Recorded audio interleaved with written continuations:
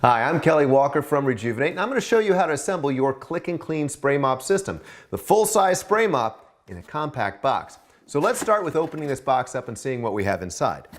First off, we have our main sprayer unit. We have our mop head that accepts multiple types of mop bases, like our dusting pad, our microfiber cleaning pad, and then inside we also have two poles. You'll see your handle as well as the middle pole right here. You have three adapters, so that I'll show you how to use those in just a little bit. We even give you a great scrub brush, and this scrub brush is the absolute best for all of your cleaning needs, but it's really great for your tile as well and your grout.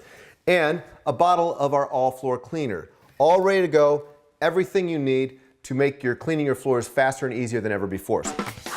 Rejuvenate. It's never too late to rejuvenate.